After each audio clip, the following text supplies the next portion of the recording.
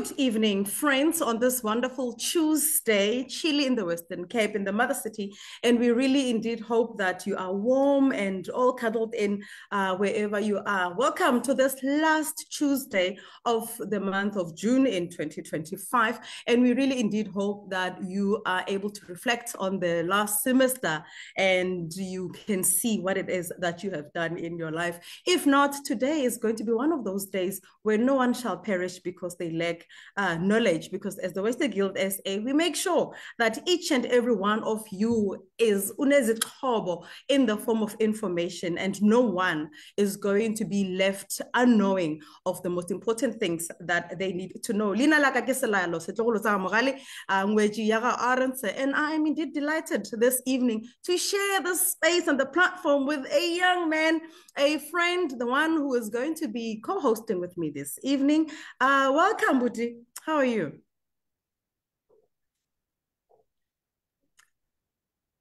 Sorry. Good, how are you? I am very well, thank you. Welcome to Wesley Guild SA. It's always good to see you. You were once in my church and now you have deserted us. We went to Gauteng. Yes. Please introduce yourself before we open with a prayer and introduce our guest. So my name is Kuhle Georgia. Born and bred in the Eastern Cape. However, I'm based this side of Gauteng from Fourways Circuit. And I'm currently working at Worksman's Attorneys as a candidate legal practitioner. And I'm happy to be here with you in the Wesley Guild SA. Thank you so much. It is such an honor for me, especially in this platform in its capacity, to be sharing this platform with you. Welcome. And we look forward to having this conversation with you. Thank you. I'm also looking forward. And before I introduce our honorable guest, may I please ask that you call everyone, call your mother, your father, your sisters, your brothers, call neighbors,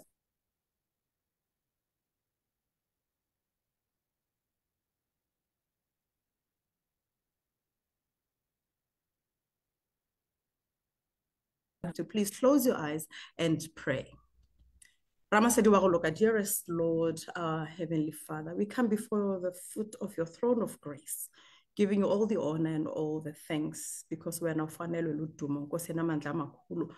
Dearest Lord, we thank you once again for the gift of life, thanking you in advance for the gift of knowledge and information and wisdom and insight in the form of abathunywa bakho. Thixo namandla amakhulu, siyacela ke bawo gore o sepelele rena ge re tla bolela ka ditaba tšeo di agang mmele le tšeo di agang tlhaloganyo, so that whatever we do it from a point of knowledge and not from a point of unknowing. Also, Lord, we thank you that you are a God who has gone before us. You are a God who is a promise-keeping God. And so, Lord, we ask that and guide this conversation, because none of these things that we do are for us, but we do all of these things in order to glorify your holy name. We thank you, and we're asking all of these things in the wonderful and the mighty name of our Lord and Savior, Jesus Christ. Amen. Amen. Advocate Marga, welcome to Wesley Guild SA. It is such a delight for me to have you on our platform.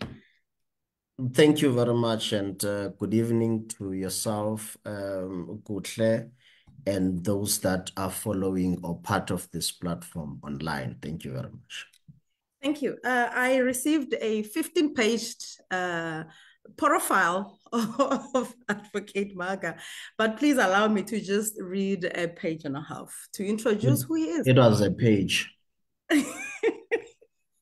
He is originally a comprehensive CV, which is more like an obituary.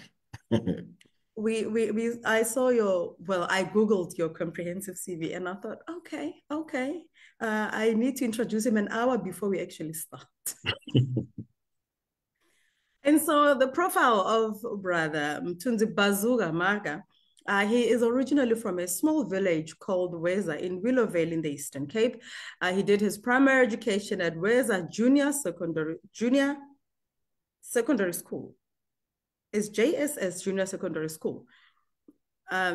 In Willowvale, he obtained his B Juris and LLB degrees from the then University of Transkei, UNITRA, now Walter Sisulu University, WUSU. Started working as a tutor teaching mercantile law at the then Eastern Cape Technikon, now WUSU. When he struggled to find employment, he decided to join the NPA, National Prosecuting Authority, as volunteer prosecutor at the Butterworth Magistrate Court. He was then appointed as temporal prosecutor at the Lady Frere Magistrate Court. He later became a permanent prosecutor at Mthatha District Court in December of 1999. And in the year 2000, after only 6 months there, he was promoted to the regional court in Mthatha. And in August 2002, he was promoted to the position of junior state advocate in Mthatha High Court. In the year 2006, which is 2006, he was approached by the then head of the National Prosecuting Authority, Advocate Vusi Pikoli, after successfully prosecuting a TRC case of the murder of Umkhonto weSizwe Cader Sintembele Zokwe. He was promoted to be the senior advocate in Pretoria, the city of Tshwane. And in 2009, he was appointed the spokesperson of the NPA. In 2012, he was appointed spokesperson and speechwriter for the Minister Jeff Radebe and later advisor and spokesperson of Minister Masuta. After the passing of his mother in 2017, he resigned to do pupillage and became defense advocate until the year 2020. And in July 2020, he was appointed the president and rejoined NPA as special advisor to the current head of the NPA, Advocate Mashila Batohi. And in the year 2023, in June, he was moved by the President Ramaphosa to be the special director of public prosecutions and head of legal affairs division. And finally, he is also the NPA national spokesperson and an advocate of the High Court of South Africa. What an honor it is, Abuti Mthunzi, for us to have you on this platform. Thank you very much. I don't know if I should proceed or wait for you to give me the signal. May I please request that you give your inputs, following which we can now enter into a Q&A conversation. Thank you. Thank you very much, Selailo. Sometimes when people read your profile or do an introduction of yourself, it sounds like it's an obituary and you're about to be buried. Fortunately, I'm amongst the religiously inclined individuals, and as such, I'm not worried about it. Thank you for the invite. Thank you for reaching out to us, the prosecuting authority. We always view churches as leaders of society. And as such, when they partner with us in whatever session or project, we welcome that. Yeah. And therefore, when I raised the issue with the leadership of the organization, they said with pleasure, let's engage them. Because we do have continuous engagements with civil society organizations in Gauteng.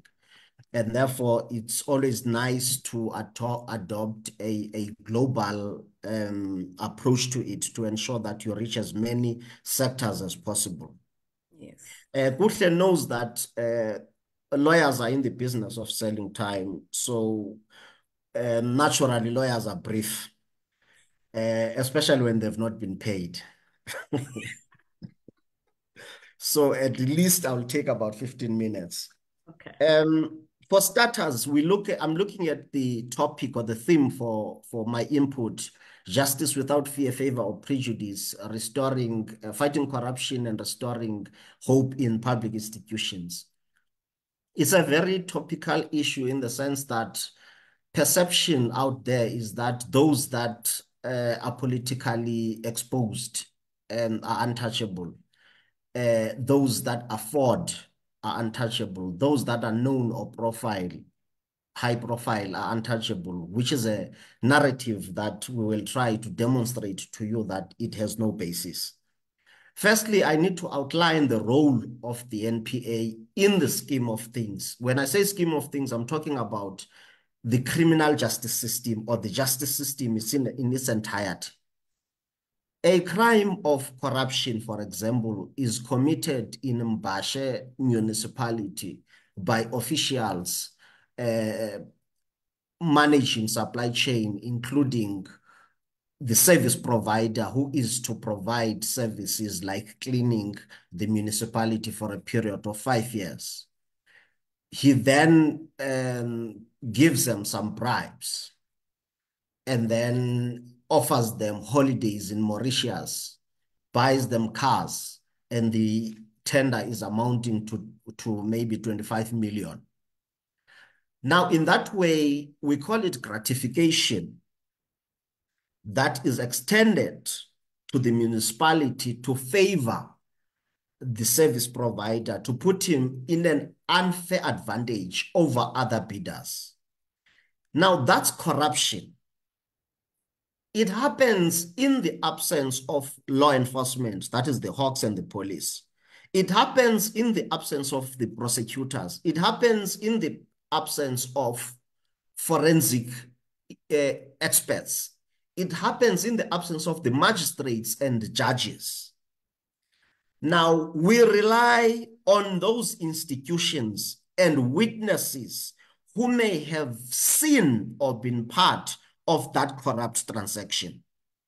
For them to take that to law enforcement, or when an institution like SIU has been tipped off by a whistleblower, informers, it means they must put together a dossier and then police convert it into a docket made up of statements, which is an account of people that have witnessed the corruption. It is then presented to the prosecutors, who will then evaluate and assess that evidence because they were not there. And when they are not satisfied, they will ask for a consultation or interview, which is what Kuhle knows, in preparation for a prosecutorial decision-making process. Once they are satisfied that there is enough evidence to prosecute in that case of corruption in order to secure a conviction and make sure that they help those service providers and the officials to change their attire into orange overalls, they are able to do that and present it before a judge.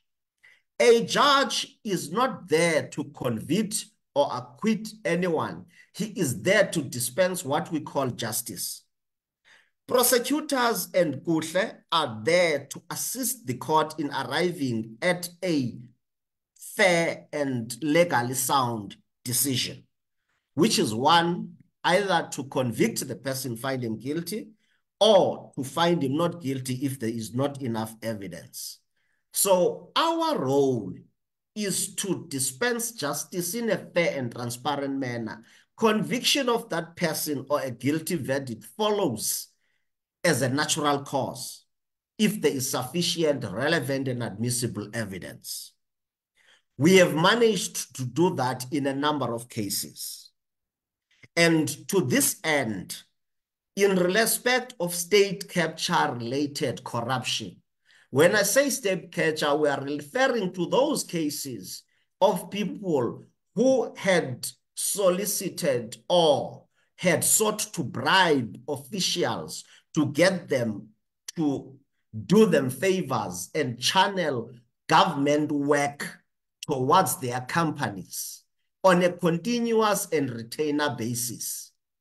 And therefore, kuthiwa ngesixhosa ubabamba urhulumente ngobhongwane, meaning they have captured and corrupted certain individuals, including politicians, into their fold to make sure that no one else gets work at that municipality or in that government department but them or their companies.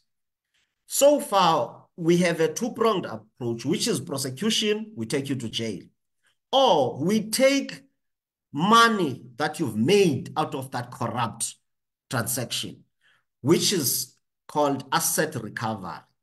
That means it's work done by a unit called Asset Forfeiture Unit in the NPA.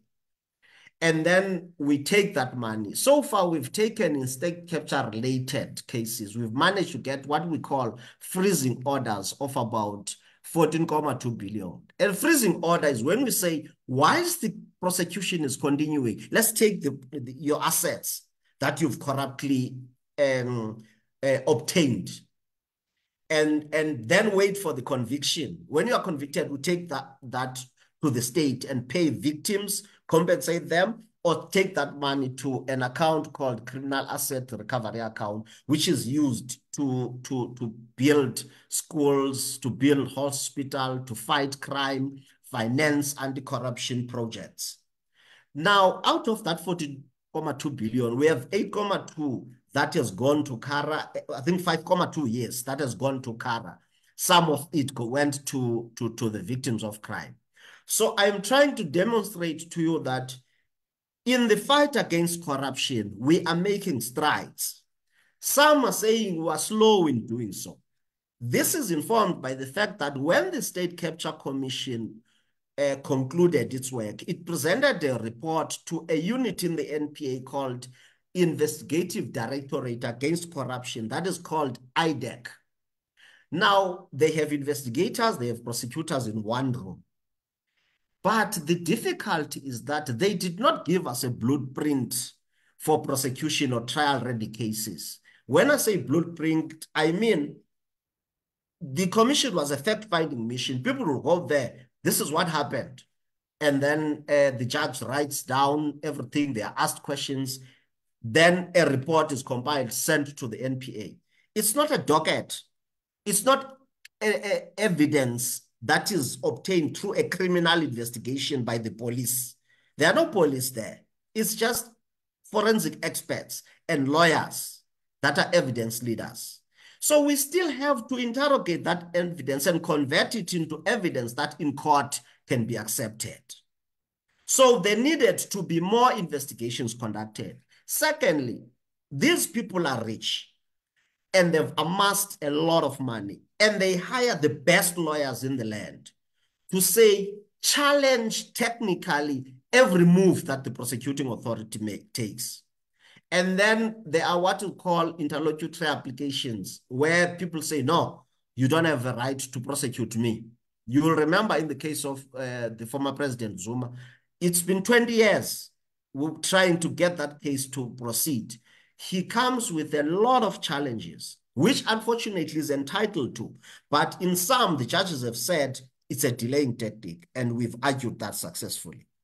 So I'm saying, therefore, to this congregational platform, our role is to prosecute, but we depend on evidence that is tangible in order to present a formidable case before the judge, in order for us to say we are winning the fight against corruption. We are doing enough, we are doing much, but we may not be doing enough because of the constraints that I've just outlined to you. I also need to make this point that the prosecuting authority has capacity in the form of prosecutors, but we've realized that because these lawyers are highly skilled and are hired by people with a lot of money, they are frustrating the finalization of these cases. Let's then use an enabling legislation, Umthetho Osivumelayo NPA, to say, let's enlist the services of private counsel that are, of the same caliber and skill as those senior counsel. And we pay them a fee to prosecute these cases or come on advisory basis in order to make sure that our prosecutorial arsenal or capacity is strengthened and strong enough to meticulously and with conviction and be able to argue toe-to-toe with this senior counsel in these cases. And you'll recall last week that when we were criticized in the Nulane case in Bloemfontein, we took it on appeal.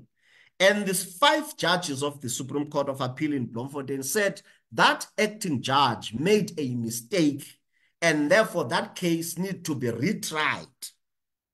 Now that whole case where he was acquitted, they were acquitted, or found not guilty, the judges said it must go back to court. We will be putting it back on the roll. You will recall also the case of former Minister Bongo, where he was acquitted by the former Judge Hlophe in the Western Cape. We also challenged that case and took it on appeal. We won, and it is now back on the roll to be retried again. So we are hoping with this, people will see a demonstration of our capability to effectively prosecute these cases and to a large extent raise hopes that there is still hope in the NPA to salvage the situation and save the money that is stolen from the state. There is also another institution called the SIU. What they do, once they are alerted of an unlawfully or irregularly awarded contract where the state lost money, they proceed to a court called the Special Tribunal and get an order to declare the contract unlawful, and then they recover the money made by that company out of that tender. And then if they identify criminality, they will send it or refer it to the NPA in terms of Section 41D of the Special Investigating Unit and Tribunal Act. So what I'm saying is that there are a number of institutions that are fighting corruption in South Africa. They are working closely, and in English terms, we call it collaborating. They collaboratively work to ensure that we are a government that talks to itself. And as such, we managed to at least gauge the monies that were stolen from government. I am impressed that you reached out to us, because churches, as I said in the beginning, are leaders of society. And people, when they are aggrieved, they go to churches and they say, my daughter has been raped. My house has been broken into. There's corruption in this institution. Law enforcement and NPA are not doing anything about it. Then you as church leaders and leaders of society will say, Mthunzi, there is this complaint, please intervene. We are at your disposal. Use your proximity to us. We are not people that sit in reclined chairs and air-conditioned office. We need to go out there. I was 2 weeks ago in a church in Scenery Park in East London, Methodist Church of South Africa, Circuit 380, invited by Reverend Moyake Ewisile. I spoke for 35 minutes there, explaining the role of the NPA, what the churches can do to assist us fight crime. I also explained the Twetwe case. I explained the Omotoso judgment and what we're doing about it. So I'm saying in closing, we appreciate your reaching out to us. We are open to a more structured collaboration with you on areas of mutual interest that seek to assist the vulnerable people out there. Open this up not only to corruption, open it up to all sorts of crimes, because we've got Thuthuzela's care centers for victims that are turned into survivors. And as such, there's great work that we do. And I'm happy that you've invited my learning friend there, Kuhle. We call him a learning friend now until he qualifies to be an attorney. We'll call him a learned friend.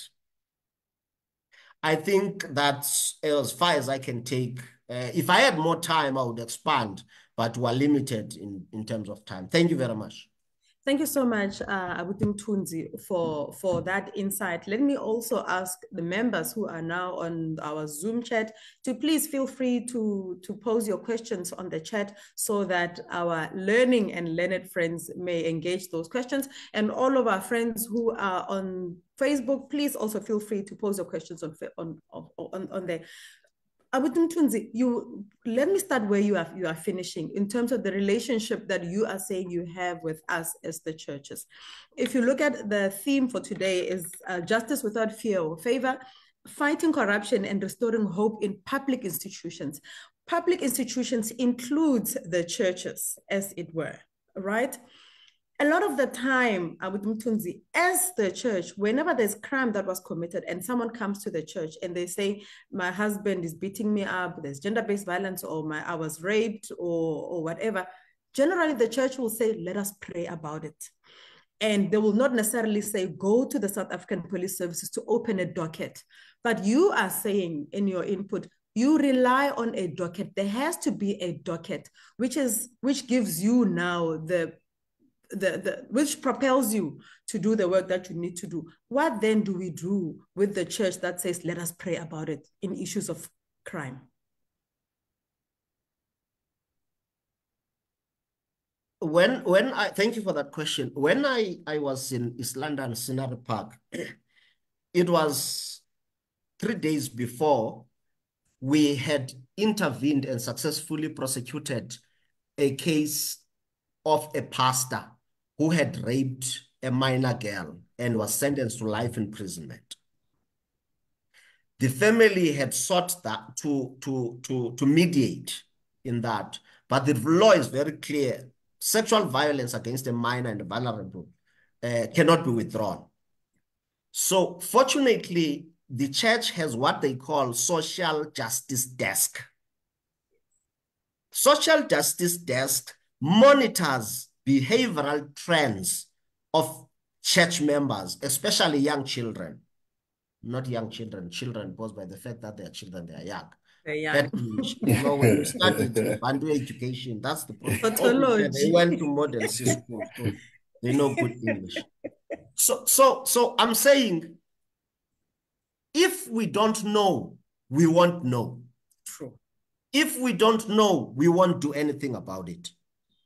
Don't suffer in silence. Have awareness programs. Establish a social desk in every society, in every circuit. Let them report every month their activities, because there are children that will not warm up easily to people and open up. But if you're the ones that reach out, you will be able to ascertain if a child is behaving in a manner that is suspicious. Yeah. I am not a psychologist. I am not a psychiatrist, nor am I trained in reading signs. I'm only trained in knowing when Kuhle is telling a lie. Yes. Like police detective and the best provincial commissioner I've ever had to see, Lieutenant General Mkwanas. He's very good at that. So the point I'm making is that we can only do so much because we're not there when these things happen. It needs you to establish a social justice desk and bring in psychologists, bring in psychiatrists, bring in social forensic experts to come and talk to your people on a monthly basis or regular basis, so that people know when I speak and come out, I'll be protected. Thank you very much. I hope I've tried to answer. You indeed have. And I think your response is basically saying we need to do the work as well as the church. We are not only there to pray, but we're also there to hold people accountable. And as much as we forgive, we're speaking and preaching forgiveness, but forgiveness does not go without accountability. We have to hold these people accountable. But Mthunzi, before I allow your learning friend Kuhle to come in, you are bringing me to another point of a collaborative effort between the different units within the justice system. With all of these units that are available, why do you think that the majority of members of the public are losing hope in the justice system? I mean, you're talking about the subs. Sometimes you call the police station, no one answers. Or you go as a man and you say, I was raped, they laugh at you, and then nothing gets done. Or you are a wife, there is a GBV incident in your household, you go there and then the police will say, don't open a case, go and talk about it. So how can we use all of these units together in order to protect the victims in our societies? Thanks for that question. One, there is a very dangerous and suicidal tendency amongst members of the community, which is counterproductive. If Kuhle Selayelo, how do I pronounce Selayelo? Selayelo. Selayelo. Yes. Omthunzi commits rape or corruption, people who love me and follow me on social media will close ranks. Because I cannot rape, I cannot do corruption, because I'm Tunzi Mark. Yes. They associate rape and corruption with some people and will do all that is in their power to defend me, regardless of what the police and NPA say in terms of the evidence that they have against Kutle. People in the community are selective in condemning and assisting law enforcement in the fight against crime. We start there. Yeah. Secondly, there are failures in the system. No system of government is perfect in any country. But we've got accountability mechanisms and oversight mechanisms. The police have IPID, Independent Investigative Police Directorate, I think so, that's how it is in full. I'll make an example. 3 weeks ago, a police officer called Mr. Geiku from Kumha, Empoma Koloni, drives to the police station. En route to the police station, he is stopped by a 17-year-old victim or complainant of domestic violence. On her way to the police station, she says, I am a victim, I need help. He takes her to the police station, locks her inside an office, rapes her. Oh, jeez. After that, she leaves the police station. There are officers on duty who laugh at her and say, no, if you say you are raped, you're lying, you are a druggie. The case collapsed. IPID in the Eastern Cape had to intervene with the assistance of a prosecutor called Advocate Pangalele, reinstated that case. It was successfully prosecuted. That police officer was kicked out of SAPS. He is now serving 20-year sentence in jail. Now, I'm trying to demonstrate to you that where police fail, there are oversight and accountability mechanisms. Police watchdog called the IPID, which in this instance has demonstrated its capability. In the NPA, where prosecutors fail at a lower level, you have a DPP, Director of Public Prosecution, who is a provincial head of the province, where you escalate the matter to him if you're not satisfied. And then if you are not satisfied with the decision of the DPP, the provincial head, you call Mthunzi and say, I want to talk to Batoyi for her to intervene. We intervene successfully in such matters. Let me not waste time by giving you more examples. Thank you. Thank you so much. Budkuhle, do you have any questions for Ubud Mthunzi? Thank you so much. I have some few questions, Baumaka. The first one, when you started, you spoke about this concept of untouchable politicians, and you correctly dispelled that notion. However, I do want you to take the public once again into confidence, because I think the NDPP advocate Batoyi was before Parliament, I don't know when, and one of the things that caused outrage in the public was the fact that she mentioned that there is some level of political interference, and she clarified that. But I think once again, can you comment on this, whether or not there is political interference in the NPA, just for public confidence? I'll start there and then I'll come with my subsequent questions after you've addressed this. All right. Let me first correct the fact that she said there was political interference. She said there was an infiltration. Infiltration, yes. Yes. And later retracted that to say she may have used the wrong word. But there are some elements in the NPA which I describe to be remnants of state capture.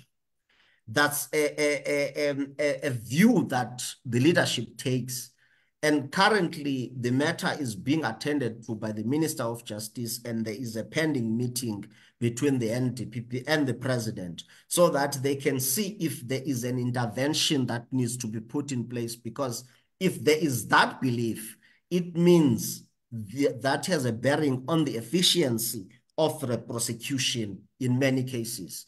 So at this moment, there are engagements to address that which the NDPP has raised. But at the moment, I'm unable to say in this particular case, there's been that infiltration. Thank you so much. Thank you so much. Now, the second question for me, you also addressed the question of capacity of prosecutors. Do you think we have the problem of lack of skill in the NPA when it comes to prosecutors in general, like from your district courts and to your superior courts, especially in light of the scathing judgment, Schoeman, I think it was in the Omotoso case, wherein she made comments about ineffective cross-examination, and that really speaks to the skills one would hope that the NPA would be very much capable to conduct, especially given the day-to-day life of a prosecutor, of sitting in a sort of, I would say, a fact-finding a forum. So do we really have a lack of skill in the NPA? And also further, I think that linked to the fact that you are of the view that the NPA should also engage independent counsel so that those famous defense counsel that I won't mention by name can also meet people, their counterparts, toe to toe. Isn't that a fact that accentuates a lack of skill in the NPA? All right. One, let me be direct in answering your question. There is skill in the NPA if regard is had to the fact that only a month ago, in a very unique trafficking in persons for purposes of exploitation and kidnapping case of Jocelyn Smith, the mother, the boyfriend, the friend were sentenced to life without the victim being found. We still don't know where she is, but we've got people in jail. That's a demonstration of a prosecutorial arsenal and strength and capacity that we have. I've just demonstrated to you the case of Geiku in an ordinary rape case. Yes. The issue of Omotoso, there are two investigations that are conducted because of the adverse findings of ineptitude on the part of the prosecutors, that is incompetence, and the unethical conduct. We are expecting reports by end of June from those investigating team because we need to see if we are lacking to some extent in prosecuting some of these cases so that we can have interventions in place. But if it was poor performance and gross negligence and incompetence, they don't belong in the NPA. Disciplinary actions will have to be taken. The fact that I say we enlist services of private counsel is not a demonstration of lack of capacity, but it's a demonstration of a need to strengthen that capacity. There's a difference between having capacity and strengthening it. We're saying we don't have enough, and therefore we need to strengthen it because of the ongoing delaying applications, technical aspects that are raised by lawyers, which unfortunately in some cases we struggle to oppose effectively as prosecutors. We're saying, sizawuzisunda ngakho ke ngoku budali xa uyaqonda. So uBhutmuzi uza ne-special plea, sizawuza nowethu uThembeka on the side. Yeah. So that's what we are doing in a sense. And when we do that, we pair the senior counsel with enlisted with our prosecutors for upskilling. For example, in Omotoso, on the 14th of July, we are going there to argue the first part of the appeal in Gqeberha, which is the clarification of factual findings from her judgment.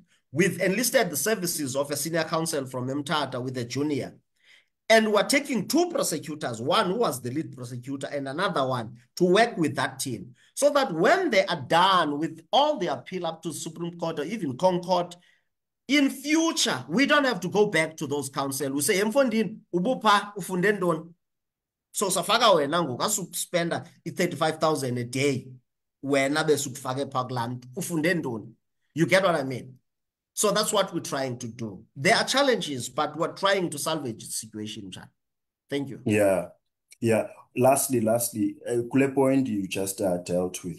Don't you think then counsel that are considered as experts, in criminal law and all these things, don't you think that their involvement should not just be limited on a case-by-case basis? They should be involved, like with training stages, the prosecutors. I don't know the ITINI program, aspirant prosecutors, but I'm just bouncing off this view. What do you think? Because I mean, one case will never really make you competent for another complex case. It may hone your skill, of course, but I think funeka umane uphindwa. I don't know whether you understand. Yeah, I understand. Last year, I'm heading this thing of being a spokesperson. I'm doing it because we're struggling to get a spokesperson. So I'm volunteering and I'm assisting. But I had legal services, which is responsible for managing civil litigation. So last year, I partnered with the Bar Council or councils of every province to get senior advocates to train our prosecutors in malicious prosecution and unlawful detention and some technical aspects of litigation. We then approached South African Judicial Education Institute, which trains judges to expand the training initiatives to include technical aspects of criminal law and civil litigation. And we are waiting for a response from them. The training committee set 3 weeks ago, and they will revert to us. So what you are saying, we are already doing it. Thank you very much for that. Thank you so much. Thank you so much. Thank you so much, Buhle. One quick question, Abud Mtunzi. Sometimes corruption is caused, I believe that corruption is caused, one, by the lack of skills or information or knowledge. Secondly, by the lack of resources. And thirdly, by greed. Is the NPA well-resourced? You've addressed the issue of skilling. But my question is, are you as the NPA well-resourced to do the work that you do? We are resourced, but not well-resourced. Okay. In the sense that if you look at salaries of people working in the SIU, SARS, they are more marketable or market-related than NPA ones. And therefore, that incentive is what lacks and makes people leave the NPA and go elsewhere. Yeah.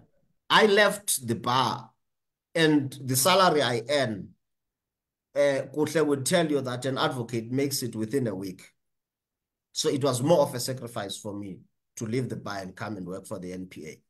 We could do with more budget. We could do with more resources, but we have resources, but not necessarily well-resourced. Yeah, okay. So what do you think about the death penalty? A friend of mine is asking me a question with the amount and the types of crime that we are seeing today. It's easy for someone to just kill someone, to just burn them alive.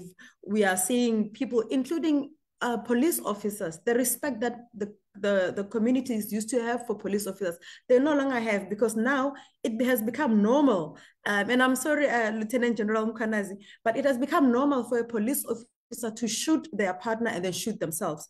Or, so what do you think about the death penalty? Is that enough to bring back the death penalty, or maybe not? We can go back to the injustices of the past, where our brothers and sisters, our forebears, were lynched, hanged, detained without trial. The crime in South Africa is a societal problem. True. It starts at home. Yeah. It starts in a shebeen, it starts in the church, it starts at work, Therefore, there needs to be preventative measures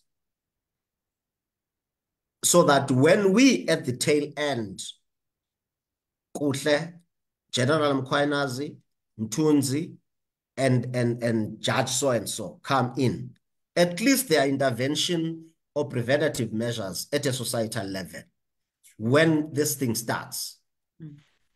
We attended a strat plan that was attended by the Judge President of Gauteng Division of the High Court, Judge Dunstan Mlambo. And we had an engagement on the sidelines, and he said, why can't you consider proposing an amendment of the criminal procedure to bring in life without parole? Where if you are sentenced to life for raping a minor or a mentally disturbed person or a witness in a case, premeditated murder, you are sentenced to life and you'll die in jail, instead of you being eligible for parole after 20 years and you come back. So it's a matter that I've had engagements with the leadership, and I'm said, let's approach the Department of Justice and see if we can propose that. So it's something that is in the pipeline. Thank you very much. Thank you. I think I'm inclined to agree with you. And also probably in your engagements, just say to them, a friend of yours who is not by any means in the legal fraternity is saying, maybe we also need to consider differentiating between prison and correctional services. And these two can have different responsibilities. A prison can be where it's life without parole. We know these people are not going to ever come back into society. But a correctional facility is where we go there and then we rehabilitate them and then they come back and then they are sorry, then we can see change. But that's just my one sense worth. A few questions from our Facebook. Butsizo Square is saying, S versus Makwayana, unconstitutional death penalty.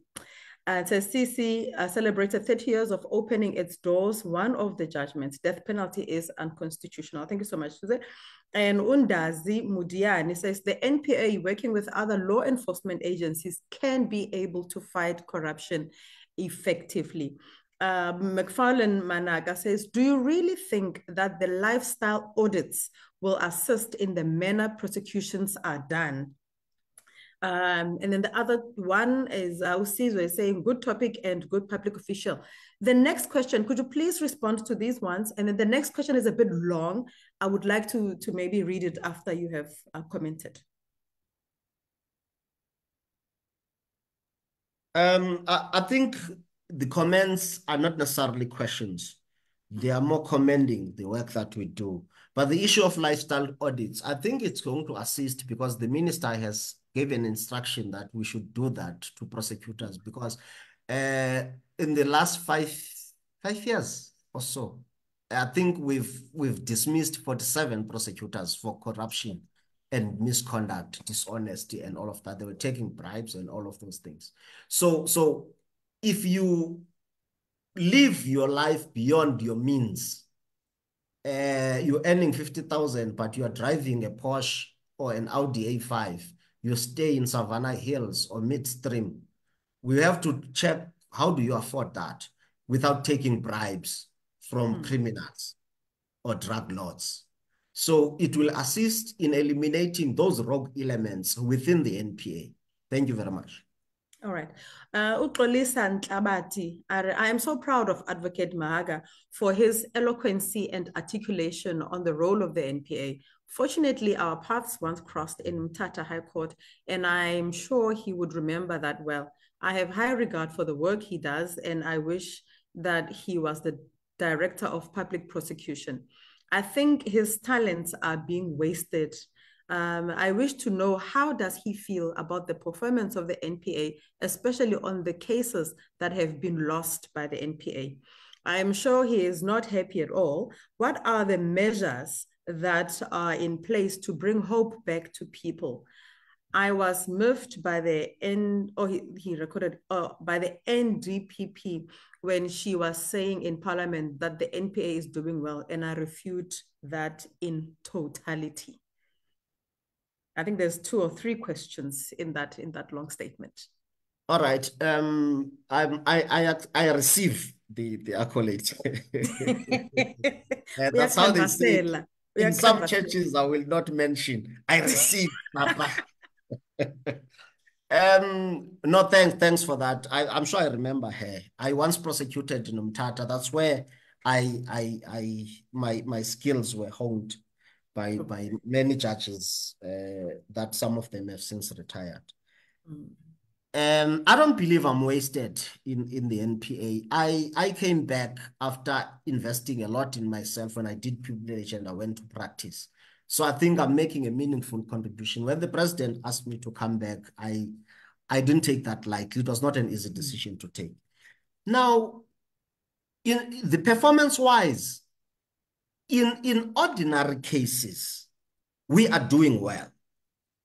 Where we seem to be slow in effectively prosecuting, I have outlined the challenges that is state capture related cases. But I said the challenges relate to delaying tactics employed by seasoned lawyers. Unfortunately, they are within their rights to make those applications and explore these legal avenues. For example, Steinhoff in Germany, it took 3 to 4 years to finalize. That's how complex these cases can be. And also the fact that we've had people that were on contract at the IDEC. It was only last year that the president proclaimed it as a permanent entity and will now be able to employ criminal investigators on a permanent basis.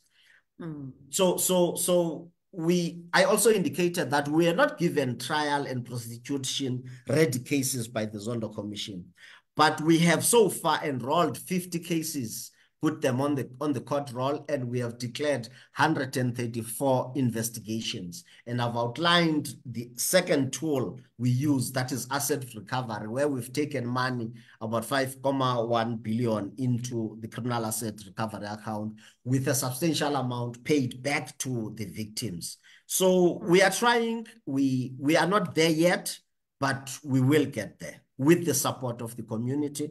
These engagements can assist because someone will say, look, adopt this strategy, train them more. At Workman's, we've got seasoned criminal lawyers that can come on a pro bono basis to train your prosecutors. We'll welcome that. So when you give us these platforms, it gives us an opportunity to go back and reflect and say, hey, maybe let's explore this and that. So we are very accessible. We serve you. Yeah. But you are too scared to approach us. Thank you very much. Thank you so much. One question from my side. What do you think about the protection of whistleblowers? I think a lot of people now are finding it difficult to become whistleblowers because a lot of them are being murdered. Some of them just disappear without a trace. And then you hear in certain instances that either the police were involved or the prosecutors were involved or the attorneys were involved. So what is your view about whistleblowing in our country? Currently, the Department of Justice is working on amending the Witness Protection Act to include whistleblowers because only witnesses are protected by the NPA at the moment. There is no legislation or dispensation or adequate measure to protect whistleblowers, which is sad, but there's that process on course to ensure that there's that amendment because we can't as lawyers do anything unless there's a legislation or an enabling legal instrument to enable that to be set up. Yeah, no, that is so true. Before I read Yamza's comment, Mundazi uthi, as citizens as well, we need to assist the fight against corruption by having zero tolerance towards corruption. Absolutely. Lisa, thank you very much indeed, Bazuga, for your response to my questions and comments. I totally agree that as members of the public, we are afraid of certain levels in the justice system. For instance, we are afraid to go directly to the NPA because it will seem as if we are undermining the South African police services on the ground level. We're undermining certain institutions, but I totally agree with you that we need to. That's why ndingafuni to advocate Maga itani Bazuka okanye Mthura. It's going to be easy to reach me. So true. We respect officers. You know, even the Bible says respect. Bathobeleni abantu abasemagunyeni. Utsho uThixo. So siyabathobela abantu abasemagunyeni. Uyamza uthi, one question from me. Last week we saw the Action SA marching to union buildings requesting uBatohi to be recalled. Was this a huge dent in the NPA? It was not a huge dent in the sense that we are not the appointing authority. So the march was directed at the minister to request the president to institute a commission of inquiry in circumstances where we don't believe that it's warranted. And therefore we leave it to the appointing authority to deal with that. But as the NPA, we don't believe that is warranted and justified at all. Okay.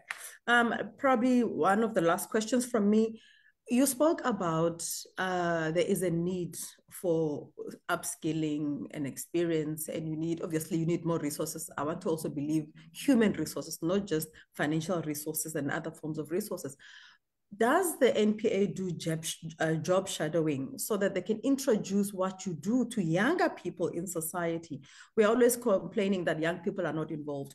And you also mentioned that a lot of the issues in society are based on the society themselves. You know, it's the unemployment rate, which I believe our government is still downplaying in a big way. There's unemployment, there's lack of funds for learners to go to school. So what do you think? And what is the role of the NPA in terms of job shadowing? We have shadowing it started in the Free State last year, but we don't have a broader project or initiative. And it's something that we were hoping that by end of the year, we would have expanded or extended to other provinces. It's something that we're considering. And you remember when you were outlining my profile, I started as a volunteer prosecutor when I struggled to find employment for up to 8 months. I decided, you know what, I was a tutor at the Walter Sisulu University, then it was Eastern Cape Technical. I decided to go to the nearest or local magistrate court where I volunteered. Within a month, I found employment. So the law students must try and visit the nearest law firms and volunteer during holidays to learn and do some voluntary work. It can assist them. But the issue of shadowing, indeed, we're trying to expand it to other provinces. Thank you. Yeah, no, okay. Uzinzi Vichima is saying, if we have time, I know it is out of context. Aibo, so if it's out of context, why are you asking it? I'm kidding, Sissy. But he made me curious about, because he mentioned it, saying he explained it when he was in Circuit 380. Can Budmaga summarize the Kwekwe case?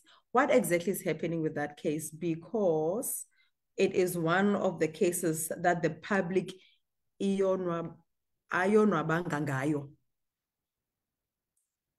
it is in your, if you are able to, Uti, could you please summarize what is? I'm able to. Okay. Last year, November 2024, our prosecutors received a police docket from the police in Matatiele. They went through the police docket, read the statements, and they felt that they needed to consult with the victims because there was a suspicion of rape. And then they interviewed the victim, the minor girl. They also invited a forensic social worker. Yes, there's a person called that, in what we call Tutuzela care centers, which are based or located in hospitals. They have prosecutors, they have police, they have social workers, they have doctors. Then there were doctors that examined her. And they could not find conclusive evidence that could link or implicate anyone in the alleged rape. And they also could not find conclusive evidence of sexual assault. And they said, we can't prosecute anyone in this case. They sent the docket back to the police. And police, I'm informed, they then conveyed that message to the mother, who did not receive it well, as understandable. But in April, I think she did a podcast. And then there was an uproar and marches, protest all over. We knew deep down the decision that had been taken in Mthatha, which we were in agreement with. But imagine if we had announced that decision at that stage, we would have had another July unrest in April this time. And we did not want anarchy because the hands of General Mkhwanazi would be full. Yeah. And we did not want that. We felt, let's just go to ground, bury our heads in the sand, and wait for dust to settle. Then sometime in May, we got a query from News24 that said, we are in possession of a leaked report that says you declined in this case. Why are you allowing people to insult the principal, the security guard, and the caretaker in circumstances where you know that there was no evidence linking anyone? Why don't you confirm this? We tried to push back and convince them not to publish the story. But they said, truth must be told, and we owe it to everyone. And we responded to confirm that. But then the leadership took a decision that instead of now responding or reacting to the story that would have been published, let's issue our own statement clarifying this position, which we did and explained it. But then the police brought back the docket again and said, let's have a look at it. I don't know what's contained in there. I don't know if there's new evidence, but the decision of 2024 November stands. That's where the matter of Cwecwe stands. Thank you so much. You mentioned earlier on that sometimes when the NPA, when there's a case, it cannot be retracted because maybe the NPA believes that that case should be relooked at. Is it possible for you to relook at this case? One, and secondly, is there therapy that is given to parents? Because I remember that report that the mother made. You know, you're looking at a parent who is heartbroken, whose life she feels, you know, she cannot live because of what she has identified with her child. Is there enough therapy for families who go through that? Yes, there is. I said to you, we turn victims into survivors. We do so through what we call Tutuzela Kesela. Tutuzela in Xhosa, it's comforting someone who's crying. So these are centers that are 66 across the country, established or set up or located in hospitals. They have social workers, psychologists, doctors, prosecutors, police. So therapy was provided to the family and the mother. Okay. Sure. Thank you so much. I don't know, Guhle, if you have maybe the last question or closing statement for Buthum Mthunzi. No, I'll charge him. I'll send him an invoice if he asks me. No, I have no further questions. All right. I saw a comment now from Lieutenant Mkhwanazi, and I have something to say to him. I hope he's not leaving it.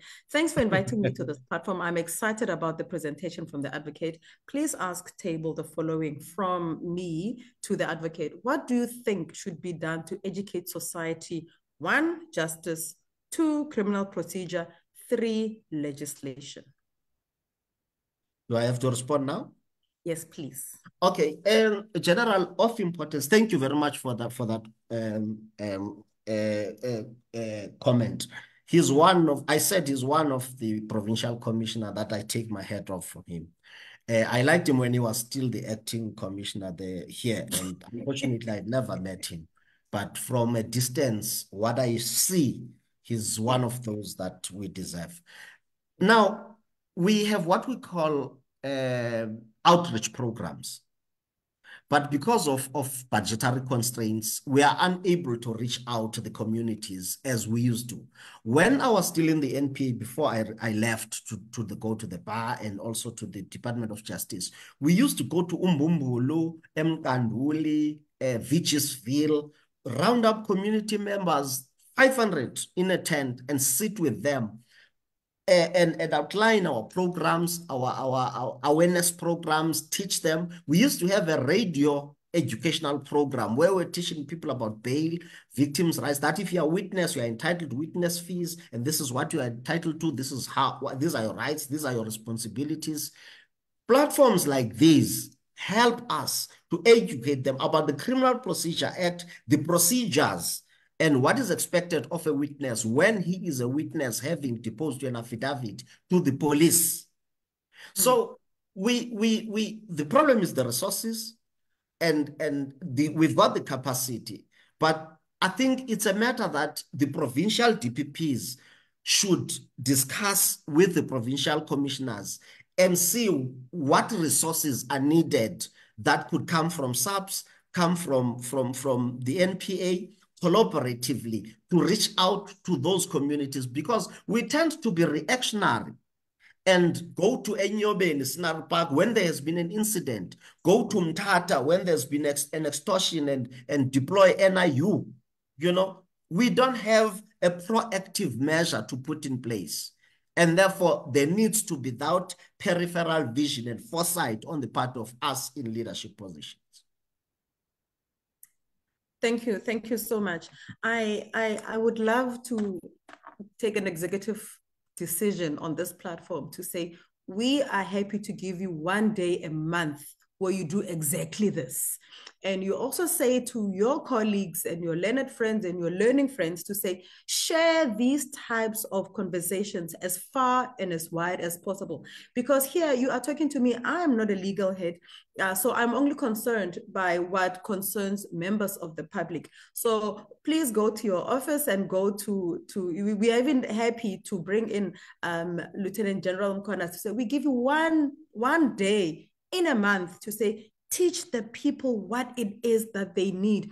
How do you want the public to assist you? Because without the public, you cannot do your work effectively. And without you, we cannot have a safety. We cannot have safety and security in our communities. So that is the opportunity that we are giving you. So if in the case of Utoekwe, there is nothing that cannot be done, does that mean she wasn't abused or there's no evidence? If she wasn't violated, why is the police minister doing the tests? I think I've said enough on Kwekwe. I'm not able to go into any further details. Thank you. Yeah, because you've also said you have not seen the docket and you don't know what is contained therein. We respect that. Before we close, thank you so much. Albert Kuhle, are you going to give maybe last remarks from your side? Maybe put in 1 or 2 words so that should the MTA need your services in future, they know you are here. Thank you so much. I think this was very productive, and thank you to you, Baumaka. We appreciate you. More so because of the pivotal position the NPA occupies in society. I mean, it is one of the yardsticks we will use to determine whether we had a successful government. Because you will agree with me that administration of justice is very key in a working government. So we appreciate your clarity, your conciseness, and your knowledge about the subject matter. There's nothing that is frustrating as a key personnel of an institution who really doesn't know lento ayenzayo. So we are confident that at least we're in capable hands. Yes, we may have the mishaps. And I think also we do need to, like you did here, to actually speak about the successes of the NPA. I mean, there was noise when you lost the Nulane matter, because I think it was the first state capture case, if I'm correct. If not... Yeah, you are right. Yeah, it was the first state capture case. So there was noise that, you know, the NPA didn't get its ducks in a row. And especially when you lose through a 174. So it was like a disaster. But the NPA... choose the So I think the Nulane SCA judgments, I think it's Tabet S versus Tabet or whatever. Yeah. But I think it's a step towards the right direction, and we're looking forward to seeing more being done in respect of these state capture cases and more. So thank you so much. Kuthiwa ngubhejula nesiduko sakho or if ndiyaphazama? Mna? Ngibakane nesu benikhe ndamvuma ukubiza ngesiduko. Yo, mtshana, uDlamini esona siduko sibubalulekileyo apha emhlabeni. Emhlabeni. Sisuko noba zi-president. Yeah. Apho kugatyanga mtshana. Uzizi. No, masibulele ba uzizi. Thank you so much. I hope everyone will learn and lendithethwa Lieutenant General Mkhwanazi that I think we need to engage more with society. I mean, engage with law firms, public interest societies to also assist in teaching society about criminal processes and legislation, and what the NPA is empowered to do by law and what it is not empowered to do by law, because sometimes those things can be conflated and people blaming the NPA for what the law doesn't empower them to do. So on that note, thank you so much, Zizi. Thank you so much, Kuhle, and thank you to everyone who joined us from the Wesley Guild SA platform on Facebook. And thank you so much for your engagement. It shows that as young people, we care about our safety and our security, and we care about the justice system in our country, not only as contained within the ambits of the NPA, but also with all the other units that are in play, because it's all part of the collective effort. And thank you to everyone here on the Zoom who has also participated so fully. Lieutenant General Mkhwanazi, I would have you know, I know this is not, you are not part of the conversation, but I will have you know that there by the other platform, there on TikTok, you are so loved. And on TikTok, they are saying, we need to give you the title of Malume Mkhwanazi, because you are that Malume that protects the children. You are not the Malume that lumas bana. You know that the Malume is lumas.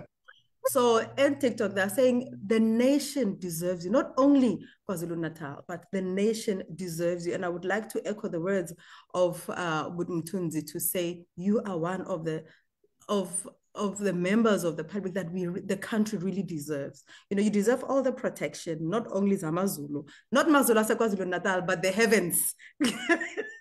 You know, you not only deserve protection, heavenly protection, but people like you need to be protected in any way, shape, or form, and at any cost. So thank you so much for being part of the conversation, or just being present. You know, you are really part of that. That shows that sometimes it's important to have the Ministry of Presence. Thank you so much for being here. Budmaga, thank you for giving me the right to call you Damtura, to call you Bazuga, to call you Mtizozo. That way it eases the stress and the strain of thinking that the NPA is not, it's unreachable. So thank you for giving us the assurance as young people to say, use us. We are one and the same people. We want the same thing for our country. We want the same thing for our families and our societies. And may God bless you. Where you go in your career, it's only positive things, and it is only good things. And I want you to take away this word as Shumaile, that of Jeremiah 29 verse 11. For I know the plans I have for you, declares the Lord. This is a declaration. It's not just a simple statement that the Lord says to you in this evening. The plans to prosper you and not to harm you. The plans to give you hope and a future. And those are the words we would like to say to you, that as a spokesperson of the NPA, you are so cordial in talking about such an important institution in our country. And so thank you so much, and may God bless you in every single thing that you do. And thank you for not charging us for your services, because we know you guys sell time. Thank you very much for the opportunity. Thanks. And so, friends, thank you so much. And from the Wesley Guild SA, it is good night and God bless you. Bye-bye.